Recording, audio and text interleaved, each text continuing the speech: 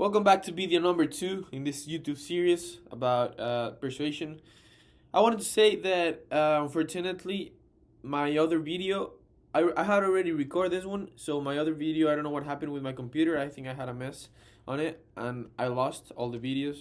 Something happened, the files got lost. They went to the trash. I don't know what happened. So I need to record this video again. That's why you see a different environment here. But I mean, I already have the information that I wanted to say, so let's go to it, okay? So welcome back in this second video. We're going to talk about empathy, what it is, how it works, why it matters, and I will be using the research article written by Kay and Kui in 2023 called Cognitive Flexibility as a Protective Factor for Empathy. This study helps explain and understand why some people are more understanding than others, right? So I hope you like this video. I hope you've been liking this series, and I hope that at the end I can teach you something. So let's go to it. So now, why empathy matters? Why am I talking about empathy when I'm trying to talk about persuasion? So empathy is important for communication relationships. Empathy is important for emotional health. According to Kay and Kui in 2023 in the article that I already mentioned, people who have higher cognitive flexibility, they also show higher levels of empathy. This means that they can understand others more easily.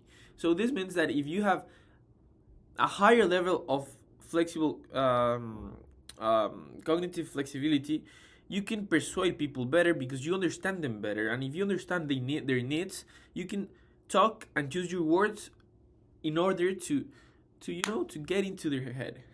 I'm sorry if this sounds bad, but that's the way it works.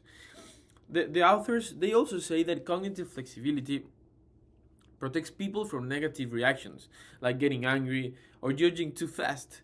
With empathy, we can listen better, stay calm, and understand more clearly, Sometimes when we're in the streets, when we're in the roads, we don't know what other people are feeling or they are like going through. And I don't know, maybe you don't do anything bad in the road, but they honk on you and you say what, and you get angry. That you don't know if that person is having a really tough day. You don't know that.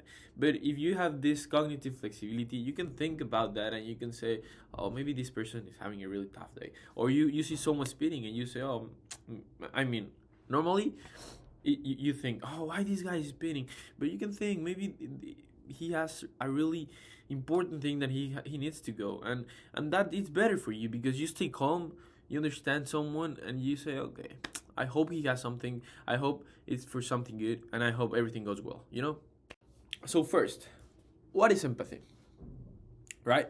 Empathy means understanding and sometimes feeling what other person feels, right? I think when we talk about empathy, there are two important things that we need to talk about. It's about cognitive empathy and emotional empathy. So, what's the difference? What is cognitive empathy? Cognitive empathy, it's basically understanding another person's thoughts. We can give you a fast example about this. It's like when you're with someone and you need to talk about something that will make uncomfortable that person, but you decide to make it chill, to make it casual, because you don't want to make someone uncomfortable. You're understanding their thoughts. You're understanding that if you talk about this specific thing, you'll make that person uncomfortable, and you don't want that. That's cognitive empathy. And when we talk about emotional empathy, it's basically feeling emotion when someone else feels something, right? I don't know, when you feel sad about someone because they're having a hard day, or when you imagine a person is crying, you don't know why, but you see a person crying, and inside of you feel that you want to give him a hug, that you feel that they need a hug. That's emotional empathy. Okay, so Kay and Kui in 2023 explained that empathy depends on something called cognitive flexibility. This means the ability to switch perspectives and think in different ways. So if your mind can move between ideas, it is easier to understand other people, right? So I hope you got me on this idea. If I wanted to say it in easier words, that means that when you can switch between your idea or your perspective and other perspective, it will be easier for you to understand their perspective and to know how to get into their mind, or how to get into their position, right?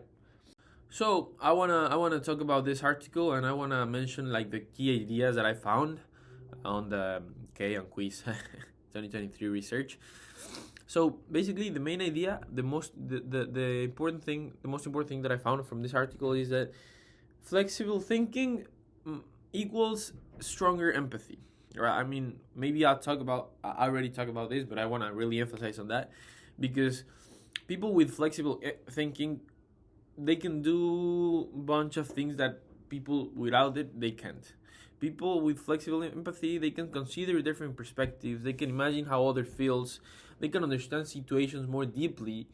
And in the other hand, people with rigid thinking, they get stuck in one idea. They struggle a lot to understand situation and to understand others. They react more emotionally or more quickly and they don't really think about other perspectives, because they only know their own perspective and their own idea, and they cannot go into some other heads, right? So basically, right now, with all this that I have told you, I'm explaining you why some people get your feelings, why some people they get their feelings right away and they just show them and they just explode, and why others don't. So now, quickly, and I finish. Why all this matters for real life? Understanding empathy help us connect better with friends, family, co-workers, and even with strangers. When we know that empathy comes from flexible thinking, like Kai and we discovered, we can practice this skill and improve it. Empathy is not only emotional; it is also a mental ability that can grow with practice. Yeah. So I mean, I think this is it. I've told you everything that I could. I tried to summarize it to say it fast, and I just want to say thank you for watching this video. I'll see you in the next video. We will look at how empathy helps persuasion and communication. We already looked what is empathy, how why it matters, and how we use it in real life. Now we're going to see how we can use it in persuasion and communication using an article, The Theory of Mind and Persuasion Skills. So I'll see you in video number 3, and I hope you've been liking all this.